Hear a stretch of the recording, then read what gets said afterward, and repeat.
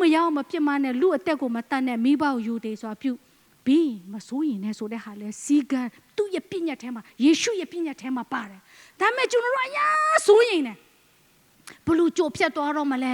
ဒီပုံစံနဲ့ဆိုဘလို့သွားတော့မလဲဘလို့လုပ်တော့မလဲမဟုတ်ဘူးအဲ့ဒီစိုးရင်ချင်းဟာတင့်အတွက်ကြီးမားသောဘုရားသခင်လက်တော်မြင်တွေ့လို့မရတဲ့လက္ခဏာဖြစ်တယ်တင်စိုးရင်ချင်းနဲ့ဘလို့ဆုတောင်းဘုရားလက်တော်လာလို့မရဘူးဒါပေမဲ့ကျေးဇူးတော်ချီးမွမ်းရတယ်ငါ့ကိုအန်ဒူကနေပျောက်စေတဲ့ဖယားငါ့ကိုမိခင်ဝန့်ကလေးကနေရွေးကောက်တဲ့ဖယားငါ့ကိုမြန်မာပြည်တိုးကြိုတိုးကြောင်တဲ့ကနေ USA ကိုပို့တဲ့ဖယားငါ့ကိုယုံလို့သားသမီး3ယောက်ကိုပေးတဲ့ဖယားငါ့ကိုယုံလို့အတင်းတော်ကိုပေးတဲ့ဖယားအိုးငါ့ကိုဆက်ပြီးတော့မဆာအောင်မယ်အဖမဲ့မှာတောင်းယူတဲ့ဖယားကအိမ်မှာလဲတောင်းယူမယ်